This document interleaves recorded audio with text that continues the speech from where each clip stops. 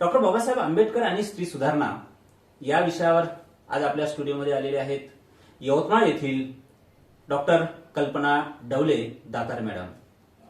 Doctor कल्पना Dawale Datar madam या राळेगाव पंचायत समितीमध्ये यवतमाळ येथे केंद्र समन्वयक म्हणून काम करतात. पारधी लोकांनी शिक्षणाच्या प्रवाहात यावं यासाठी विशेष त्या झटतायत. समता सैनिक दलामध्ये महिला विंगमध्ये त्या राज्य सहसंघटक म्हणून काम करतात. त्यांचा पीएचडीचा विषय होता भारतीय संविधानातील मूलभूत हक्क या विषयावर त्यांनी पीएचडी प्राप्त केलेली आहे. सक्रिय कार्यकर्त्या म्हणून, अभ्यासक म्हणून, विचारवंत म्हणून डॉक्टर कल्पना डवले महाराष्ट्राला परिचित आहेत. आज आपण बोलूया, अगदी दिलखुलास त्यांच्यासोबत चर्चा करूया की डॉक्टर बाबासाहेब आंबेडकर आणि भारतीय स्त्री सुधारणा यांचा काय सहसंबंध आहे. मॅडम, आमच्या साहित्य संवाद युट्यूब मध्ये आपलं स्वागत आहे. धन्यवाद. मला मॅडम हे सांगा की डॉक्टर बाबासाहेब आंबेडकरांचं स्त्री सुधारणेचं कार्य सारं जग पाहते नाही तर ते मान्य केलेलं आहे. पण मला हे सांगा की डॉक्टर बाबासाहेब आंबेडकरांनी स्त्री सुधारणा करत असताना भारतामध्ये स्त्रियांची काय अवस्था होती? डॉक्टर बाबासाहेब आंबेडकरांच्या काळात स्त्रियांची जी स्थिती होती ती स्त्रियांची स्थिती समजून घेत असताना आपल्याला प्राचीन काळातील स्त्रियांच्या स्थितीवर उहापोह करणं मला गरजेचं वाटते. अति प्राचीन काळात स्त्रियांच्या स्थितीबाबत आपण विचार केला असता असं आढळून येते की बौद्धिक आणि सामाजिक क्षेत्रात स्त्रियांचं अत्युच्च स्थान होतं. आणि त्यामध्ये गार्गी असेल, मैत्रेयी असेल, ज्ञानवल्क्य असेल यासारख्या स्त्रियांनी आपल्या बौद्धिक आणि सामाजिक क्षेत्रात कार्य करून उच्चतम स्थान प्राप्त केलेलं होतं. हे पाणिनीच्या अष्टाध्यायी आणि पतंजलीच्या महाभाष्यकारातून स्पष्ट होते. मग स्त्रियांनी अति प्राचीन काळात अति उच्चतम स्थान ग्रहण केलेलं असताना आणि व्होल्गा टू गंगा या ग्रंथानुसार राहुल सांस्कृत्यायन यांनी लिहिलेलं व्होल्गा टू गंगा या ग्रंथानुसार जर स्त्रिया त्या सामाजिक स्थितीमध्ये मातृसत्ताक पद्धती होती, स्त्रिया त्या गणाची गणनाही का होती, सर्व सेवा स्त्री असताना हे सगळ्या स्त्रियांच्या बाजूने सगळ्या ही सामाजिक व्यवस्था असताना मग कालांतराने स्त्रियांच्या जगण्याचे संदर्भ का बदलले, स्त्रियांच्या जगण्याच्या आयुष्याला गुलामीचे झालर का लागले असावे याचाही उहापोह या संदर्भाने आपल्याला करावा लागेल. आणि मग या स्त्रिया अत्युच्च स्थानावर गेलेल्या असताना त्यांची व्यवस्था ही गुलामीत गेली. त्यांना या समाज व्यवस्थेत दुय्यम दर्जाचं स्थान प्रदान करण्यात आलं. असं का?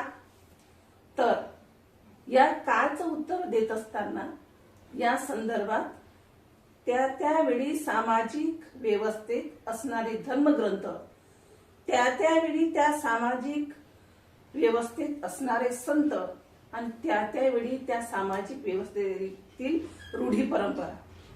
मग जर आपण धर्मग्रंथावर विचार केला असता त्या धर्मग्रंथातील जैन धर्मग्रंथातील योगसूत्र आणि त्या योगसूत्रात म्हटलेलं आहे की स्त्री म्हणजे सडकेच्या किनाऱ्यावर लावलेला दिवा आहे जो की नरकाचा मार्ग दाखवतो.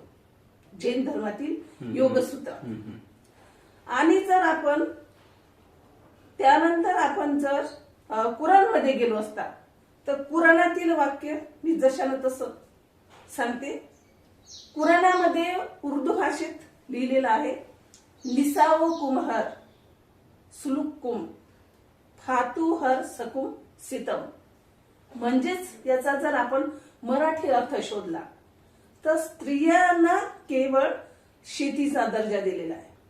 ज्याप्रमाणे शेती ही उत्पादनाचं साधन असते, ती शेती कसल्या जाऊन तिथं उत्पन्न घेतल्या जाते, त्याप्रमाणे स्त्रीची अवस्था कुराणमध्ये स्पष्ट केलेली आहे. आणि त्यानंतर बायबलवर आल्यानंतर असं लक्षात येते की स्त्रीला कोणत्याही प्रकारचा समान अधिकार देण्यात येऊ नये, पुरुषाच्या समवेत तिला अधिकार देण्यात येऊ नये. स्त्रीने पुरुषांना शिकवणे म्हणजे धर्मग्रंथाच्या विरोधात आहे असंही बायबल सांगते. आणि त्या काळचे नावारूपास आलेले संत तुलसीदास म्हणतात की पशु पक्षी नारी ढोर नारी ये सब है ताड़न के अधिकारी. जर मग त्या समाज व्यवस्थेत धर्मग्रंथाचा पगडा सामान्य लोकांवर होता, त्या संतांचा पगडा, संतांच्या विचारांचा पगडा सामान्य लोकांवर होता. मग असं असताना धर्मग्रंथ आणि अस्तित्वात असणारे संत जर स्त्रियांना दुय्यम दर्जाची वागणूक देत असत तर स्त्रियांची समाजात अव्वल स्थान कसे येणार. आणि हीच अवस्था स्त्रियांची डॉक्टर बाबासाहेबांच्या आंबेडकरांच्या काळापर्यंत थोड्याफार फरकाने तशीच होती. आणि त्याही पेक्षा मनुस्मृतीचा जर आपण विचार केला तर मनुस्मृतीमध्ये स्पष्टच लिहिलं आहे, पिता रक्षती कौमारे भर्ता रक्षती यौवने रक्षती स्थावरे पुत्र न स्त्री स्वातंत्र्य महती. स्त्रियांना कोणत्याही प्रकारचे स्वातंत्र्य देण्यात येऊ नये. म्हणजे स्त्रिया का गुलाम झाल्या, स्त्रियांच्या पायात गुलामीचे साखळदंड का आले, तर याचं मूळच मला त्या मनुस्मृतीच्या 2 ओळीत दिसून येते. निश्चितच मॅडम. मॅडम तुम्ही फार एक आढावा घेतलाय, म्हणजे मग बायबल असेल, कुराण असेल, मनुस्मृती असेल, या संबंध ग्रंथांचा. आणि मग मातृसत्ताक पद्धतीमधून स्त्री पितृसत्ताक मध्ये कशी आली आणि खुल्या जगतात जगणारी स्त्री बंदिस्त कशी झाली आणि मग तिच्यावर धार्मिक सामाजिक आर्थिक कसे बंधनं लादल्या गेले, हा संबंध प्रवास आपण उलगडला. आणि मला वाटते म्हणूनच 20-19 शतक हे स्त्री क्रांतीचं शतक ठरलं, कारण अन्याय प्रचंड झाला होता. या पार्श्वभूमीवर मला तुम्ही सांगा की हा अन्याय, स्त्रीवर होणारा अन्याय असं म्हणजेच स्त्री आणि पुरुष हे समान घटक आहे, असं असताना समाजाचा अर्धा घटक शोषित होता, कुपोषित होता, तरीही बाकी महापुरुषांना जेवढं प्रकर्षाने डॉक्टर बाबासाहेब आंबेडकरांना दिसलं तेवढं बाकी महापुरुषांना दिसलं नाही. बाबासाहेबच स्त्री सुधारणेकडे का वळले? बाबासाहेबांचा ज्या समाजात जन्म झाला त्या समाजातील स्त्रियांची स्थिती बघता त्यांनी स्वतःच्या डोळ्यांनी ती स्थिती बघितली. गिरणी कामगाराच्या पत्नी असेल किंवा गिरणीमध्ये काम करणाऱ्या काही महिला असतील तर त्यांचे होणारे हाल, त्यांच्या होणाऱ्या वेदना, त्यांना होणाऱ्या यातना बाबासाहेबांनी स्वतः डोळ्यांनी पाहून ती स्वतः अनुभवलेली आहे. स्त्रीला एक माणूस म्हणून जगण्यासाठीच जे स्वातंत्र्य बहाल केलं, स्त्रीला एक व्यक्तिमत्व म्हणून जगण्यासाठी जे अधिकार बहाल केले, ते डॉक्टर बाबासाहेब आंबेडकरांना तसं वाटत होते की या देशातील 50% महिला आहे, त्यांनी या देशाच्या प्रगतीसाठी काम करावे. जर स्त्रियांमधील सृजनशीलता आणि कार्यक्षमता वाढली तर आपोआपच देशाचा विकास होईल, या मताचे डॉक्टर बाबासाहेब आंबेडकर होते. म्हणून त्यांनी स्त्रियांच्या सुधारणेविषयी अतिशय त्याकडे लक्ष दिले. आणि स्त्री सुधारल्याशिवाय हा देश सुधारणार नाही, यावर डॉक्टर बाबासाहेब आंबेडकर यांचं मत ठाम होतं. त्यामुळे त्यांनी ती स्त्री सुधारणावादीची चळवळ पुढे पुढे नेत अस्पृश्य महिलांपासून सुरू झालेली ती चळवळ देशातील तमाम स्त्रियांपर्यंत ती जाऊन पोहोचली.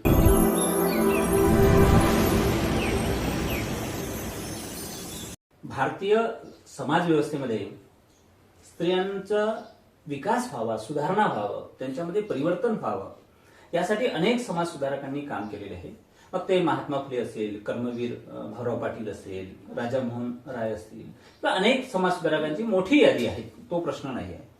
पण डॉक्टर बाबासाहेब आंबेडकरांनी पहिल्यांदा भारतीय स्त्रीच्या या दास्यत्वाला, त्याची दास्यत्वाच्या बेड्या तोडण्यासाठी संविधानात्मक तरतूद केलेली आहे. आणि त्यामध्ये स्त्री पुरुष समानता हे मूल्य टाकलेलं आहे. याचं थोडंसं विश्लेषण करा.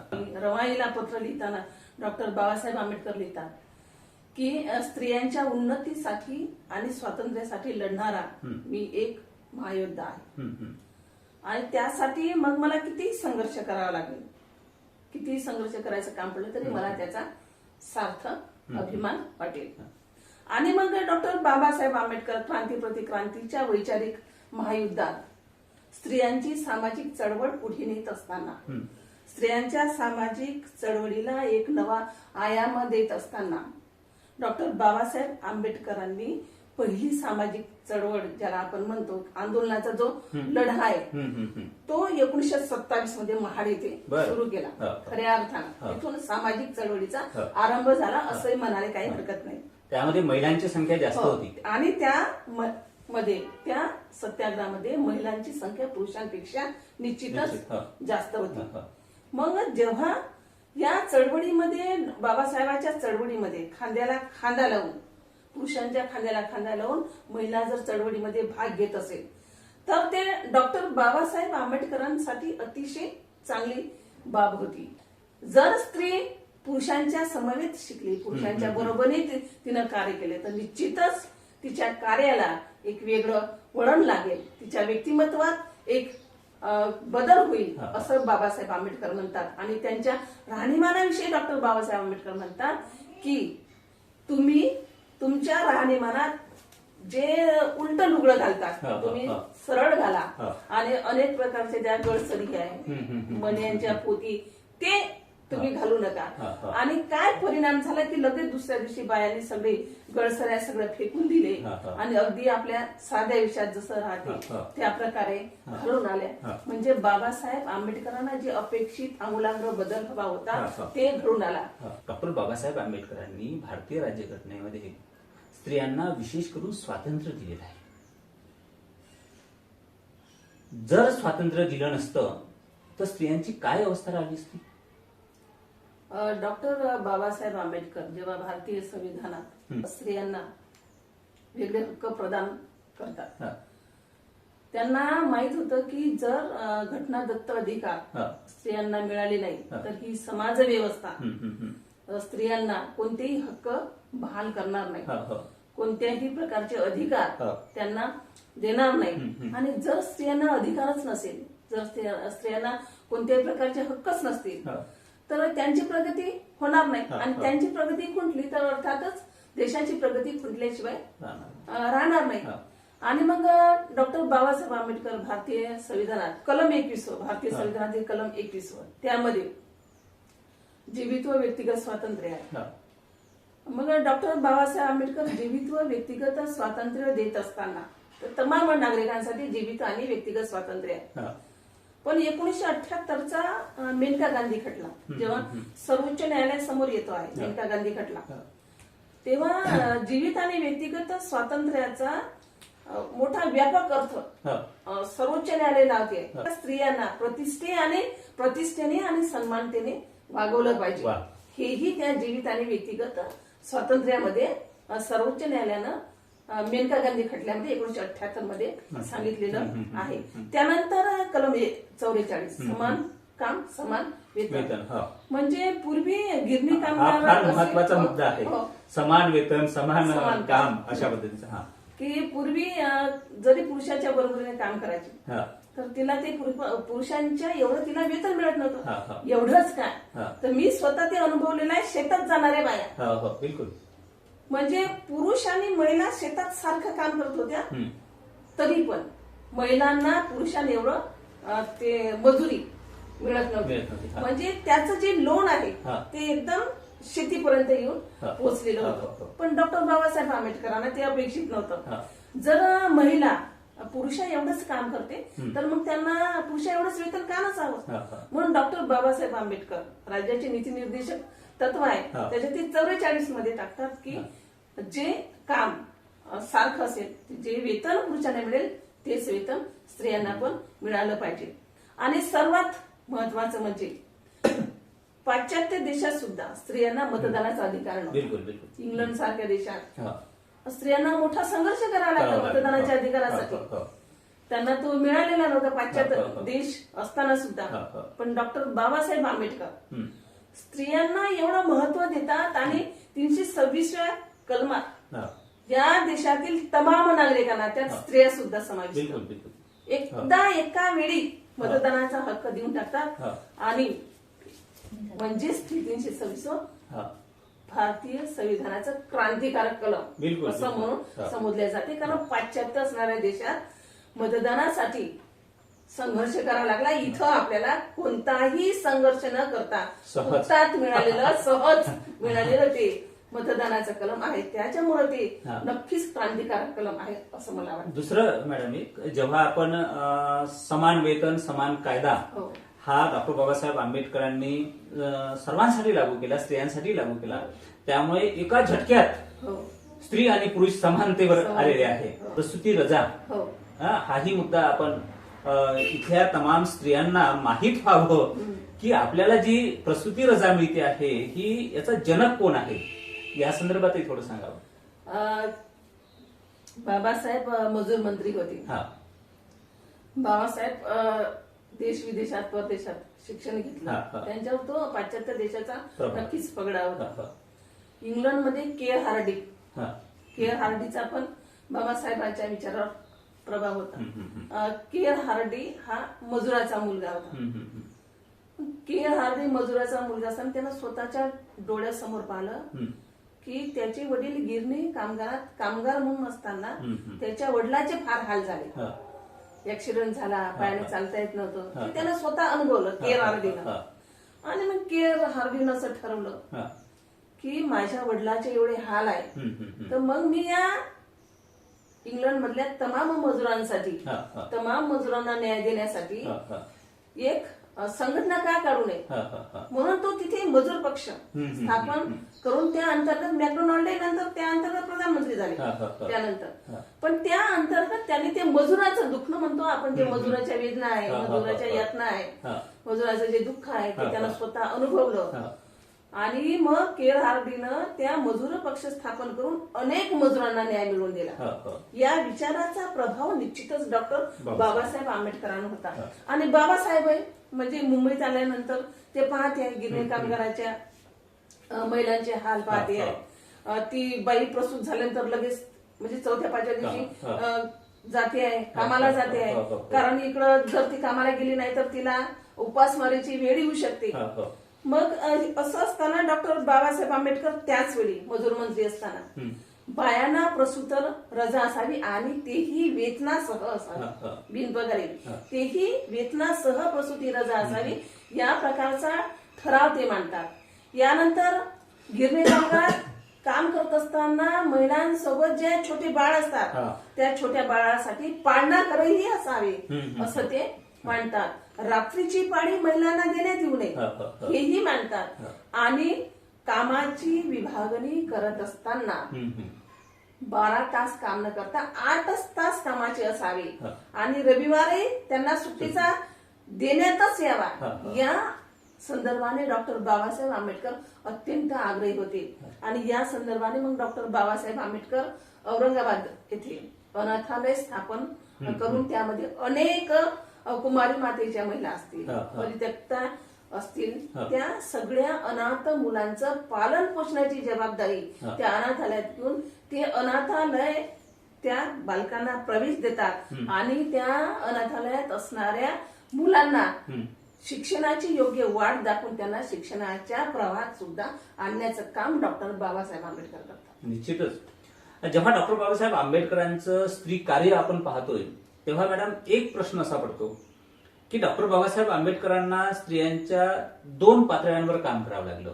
बरोबर. एक तर या भारत देशामधल्या शूद्र म्हणण्यापेक्षा अस्पृश्य व्यतिरिक्त इतर स्त्रिया आणि दुसरं अस्पृश्यांच्या स्त्रिया. इतर स्त्रिया संदर्भात आपण हिंदू कोड बिल बोलू, एकूणच स्त्रियांसंदर्भात. पण डॉक्टर बाबासाहेब आंबेडकरांनी अस्पृश्यांच्या स्त्रिया संदर्भात विशेष भूमिका बजावलेली आहे. त्यांचं विशेष करून उन्नयन व्हावं असं डॉक्टर बाबासाहेब आंबेडकरांचं मत होतं. हे जे त्यांचं कार्य आहे हे थोडस सांगा. डॉक्टर बाबासाहेब आंबेडकर दलित स्त्री आणि इतर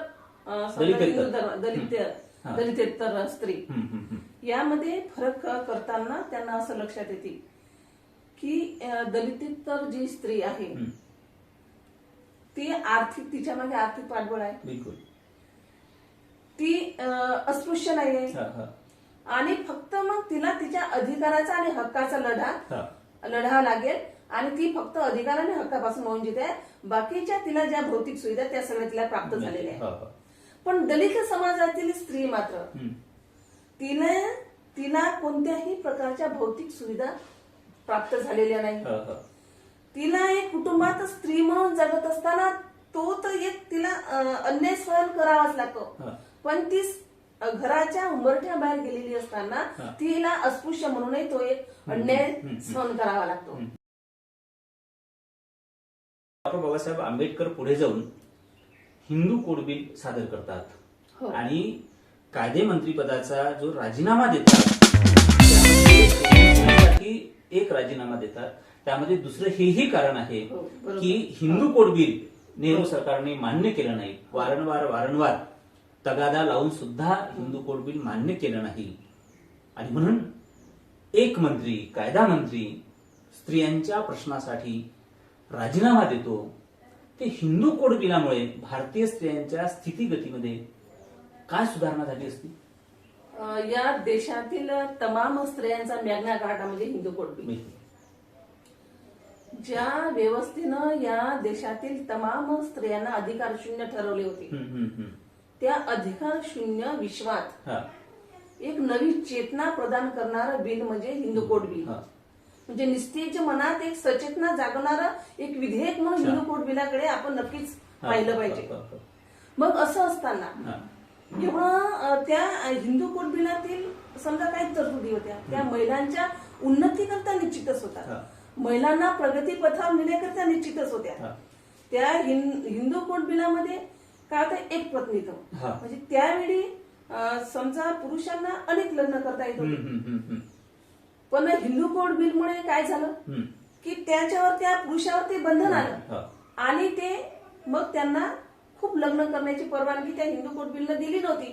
मग त्याला एक पत्नीत्व, आणि तोही मुद्दा टाकतात वारसा हक्काचा, की जो म्हणजे वडिलांच्या संपत्तीतला जो हक्क आहे, वडिलांच्या संपत्तीतला जो अधिकार आहे तो स्त्रीला मिळाला पाहिजे. म्हणजे आधी ते हिंदू कोड बिलाच्या अगोदर नव्हतं, म्हणजे महिलांना कोणत्याच प्रकारचे ते संपत्तीचे अधिकार बाहेर गेलेले नव्हते. वारसा हक्क असेल, पोटगी असेल, घटस्फोट असेल, हे सगळेचे सगळे अधिकार हिंदू कोड बिलान्वये डॉक्टर बाबासाहेब आंबेडकर महिलांच्या प्रगतीसाठी मांडतात. मग एवढं प्रगत आणि सुधारणावादी विधेयक असताना, एवढं प्रगत आणि सुधारणावादी विधेयकात महिलांची निश्चितच डॉक्टर बाबासाहेब आंबेडकर महिलांच्या सर्वांगीण उन्नतीसाठी हिंदू कोड बिल मांडतात. ते मान्य नाही झालं त्यावेळेस, पण जर मान्य झालं असतं तर या देशामध्ये महिलांच्या संदर्भात मोठी क्रांती झाली असती, आणि हजारो वर्षापासूनचे जे काळे कायदे आहे महिलांसंदर्भात ते एका झटक्यामध्ये बदलले असते, आणि अंधारातली स्त्री उजेडामध्ये आली असती जर हिंदू कोड बिल मान्य झालं असतं तर. मान्य का नाही झालं, एक राजकारण असेल हा एक भाग, पण दुसराही भाग आपल्याला दिसतो की हिंदू कोड बिल मान्य होऊ नये. वास्तविक पाहता ते स्त्रियांच्या उन्नतीसाठीच होतं, पण यामध्ये या बिलाला विरोध करणाऱ्या स्त्रियाच होत्या. असं का व्हावं?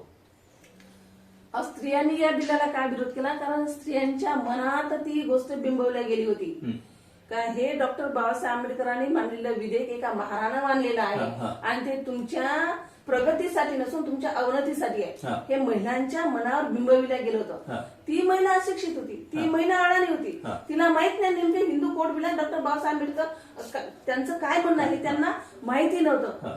त्यामुळे ते मोर्चाच डॉक्टर बाबासाहेब आंबेडकरच्या दिल्ली निवासस्थानावर गेला, आणि मग डॉक्टर बाबासाहेब आंबेडकर सांगतात की हिंदू कोड बिलात मी काय केलेलं आहे. आणि मग जसा महिलांचा राग तिथं शांत झाला, मग महिलांना कळलं की नाही, डॉक्टर बाबासाहेब आंबेडकरांनी तर आपल्या उन्नतीसाठी ते हिंदू कोड बिल तयार केलेलं. मग असं असताना देखील, हे सुधारणावादी बिल असताना देखील परंपरावादी व्यवस्थेनं या बानगोटीवर बसलेलं भूत ते कसं उतरवणार, किंवा समोर निवडणुका होती, जर आपण हे हिंदू कोड बिल आजच पारित केलं तर निश्चितच निवडणुकात आपल्याला अपयश मिळू शकेल. हाही एक राजकारणाचा एक डाव यामध्ये नक्कीच असू शकतो. आणि मग हे हिंदू कोड बिल मंजूर होत नाही, हा. हे पारित होत नाही, म्हणून डॉक्टर बाबासाहेब आंबेडकर हा. त्या कायदे मंत्री पदाचा राजीनामा देतो. हा. आज आपण पाहतो आहे की खुर्चीला लाथ मारली हा. तरी लोक खुर्ची सांभाळण्यासाठी धावधाव हा. करतात, हा. परंतु या स्त्रियांच्या तमाम उन्नतीसाठी असणारे हिंदू कोड बिल पारित होत नाही. हा. म्हणून या जगातील पहिलं उदाहरण आहे की डॉक्टर बाबासाहेब आंबेडकर स्त्रियांच्या उन्नतीचं विधेयक पास होत नाही म्हणून राजीनामा देतात, आणि ओबीसीचा आयोग आहे ते नेमत नाही, म्हणून या दोन्ही कारणासाठी डॉक्टर बाबासाहेब आंबेडकर हा. त्या कायदे मंत्री पदाचा राजीनामा देतात. हा तुम्ही फार मोठा मुद्दा सांगितलेला आहे की डॉक्टर बाबासाहेब आंबेडकर स्त्रियांचे प्रश्न धसास लागत नाही, स्त्रियांसाठी जे हिंदू कोड बिल मांडलं ते मान्य होत नाही यासाठी राजीनामा देतात. मला वाटते या गोष्टी संदर्भात अनेक स्त्रिया आजही अनभिज्ञ आहेत. बिलकुल. त्यांना बिलकुल अजूनही आहे. माहीत नाही की डॉक्टर हो. बाबासाहेब आंबेडकरांनी आजपासून 50-60 वर्ष आधी हो. आपल्या उन्नतीचे मार्ग प्रशस्त करण्याचा प्रयत्न केला होता, पण इथल्या परंपरावादी मानसिकतेने तो झिडकारला. बरोबर. जर मला असं वाटते मॅडम की त्यावेळेस हो. जर हिंदू कोड बिल मान्य केलं असतं तर आजची स्त्री कितीतरी समोर गेली असती, कितीतरी प्रगत झाली असती. पण नंतर काही प्रमाणात ते मान्य झालेलं टप्प्याटप्प्याने आहे, मंजूर आणि झालं, पण- नाव जरी बदललं तर हो. कृती बाबासाहेबांचीच हो, आहे, बिलकुल, हेही बिलकुल. आपल्याला मान्य करावं लागेल. हा. मॅडम, डॉक्टर बाबासाहेब आंबेडकरांनी स्त्रियांसंदर्भात अनेक धोरणं आखलेली आहेत, हो. अनेक उन्नतीचे मार्ग त्यांनी निर्माण करण्याचा प्रयत्न केलेला आहे. हो. मला हे सांगा की डॉक्टर बाबासाहेब आंबेडकर उभं आयुष्य स्त्रियांच्या प्रश्नासाठी संघर्ष करतात, हो. स्त्री सुधारण्यासाठी राबराब राबतात. त्यांच्या या संघर्षाचा, त्यांच्या या प्रयत्नाचा परिणाम म्हणून आजची स्त्रिया सुधारलेल्या तुम्हाला दिसते का?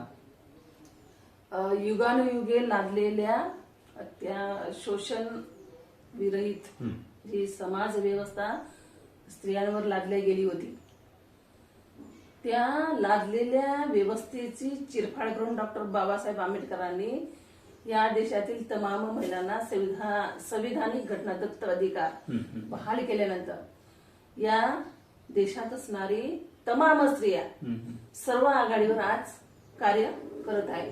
सर्व आघाडीवर तिने बाजी मारलेली आहे. बुद्धी सामर्थ्याच्या स्वबळावर आजची स्त्री कर्तबगार आहे, बाणेदार आहे, अचूक निर्णय घेणारी आहे, आणि सर्व आघाड्यावर नेतृत्व करणारी पण आहे. याचं उदाहरण एक तुम्ही आहे, डॉक्टर झालेले आहे, त्यानंतर एक केंद्र समन्वयक तुम्ही आहे, कितीतरी केंद्र शाळा तुम्ही तपासता आहेत.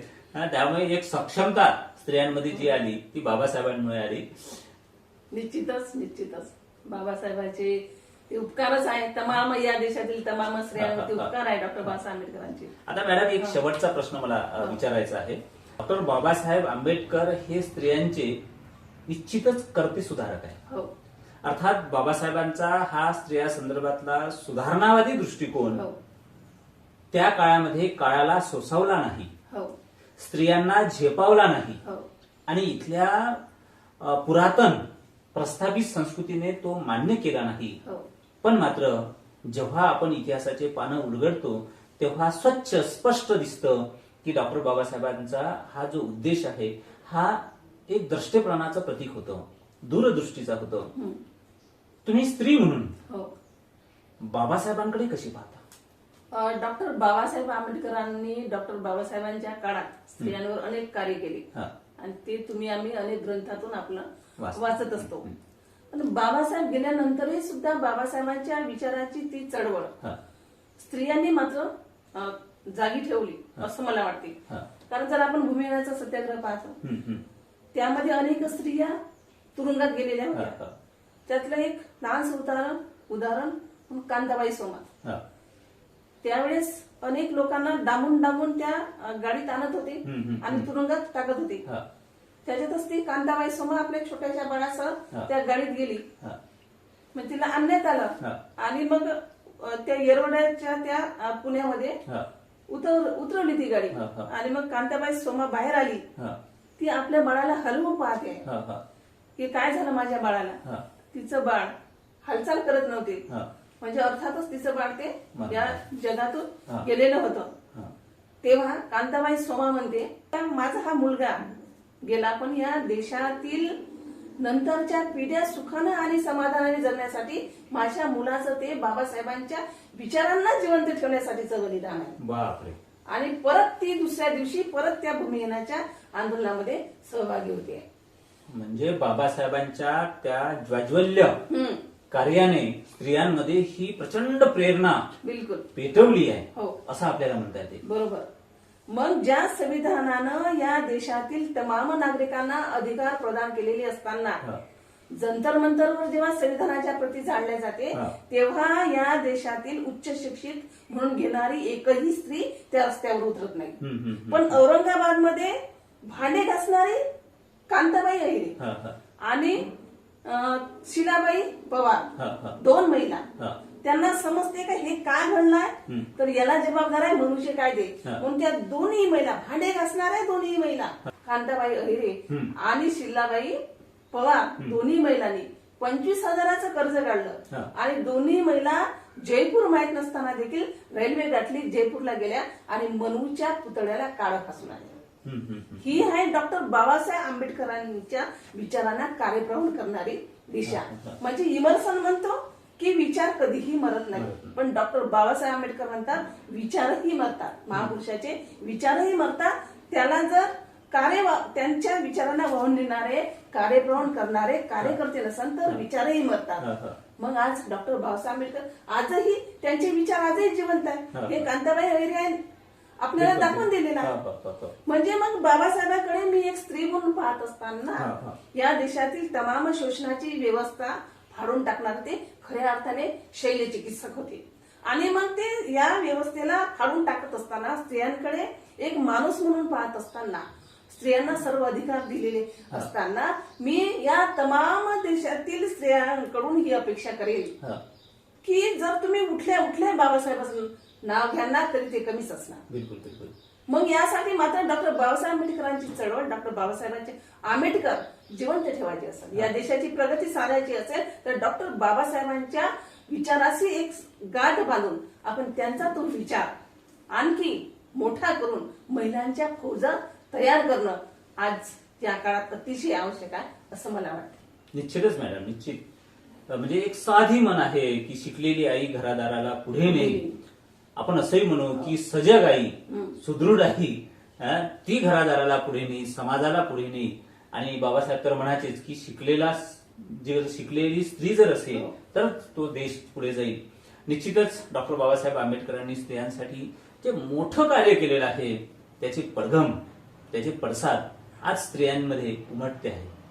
स्त्री आज मुक्त श्वास घेते आहे. स्त्रियांना मग पोटगी मिळते आहे, स्त्रियांना वारसा हक्क मिळते आहे, स्त्रियांना स्वातंत्र्य, समता हे सगळ्या बाबी लागू झालेल्या आहे मतदानाच्या अधिकारापर्यंत. आता तर 50% आरक्षणापर्यंत स्त्रिया आज राजकारणामध्ये आपलं सत्ता गाजवत आहे. ज्या राजकारणाने त्यांना दूर ठेवलं गेलं होतं त्याच राजकारणामध्ये बाबासाहेबांच्या दूरदृष्टीच्या धोरणामुळे स्त्री आज पाय रोवून आहे. हे बाबासाहेबांचे स्त्रियांसंदर्भातील धोरण आज फलित झाले आहे असं म्हणता येईल. मॅडम, आपण फार अभ्यासपूर्ण अशा पद्धतीनं या ठिकाणी विवेचन केलंय आणि प्राचीन काळापासून तर आधुनिक काळापर्यंत स्त्री दास्यत्वाचा जो संदर्भ होता तो संदर्भच डॉक्टर बाबासाहेब आंबेडकरांनी कसा बदलून टाकलाय आणि आज स्त्री पुरुष समानता कशी आली या संबंध कार्याला महानायक डॉक्टर बाबासाहेब आंबेडकरच जबाबदार आहे. हा विचार या निमित्तानं आपण सांगितलाय. आपण ते संवाद या युट्यूब चॅनलवर आलात आणि दिलखुलास चर्चा केली त्याबद्दल आपले खूप खूप धन्यवाद. नमस्कार.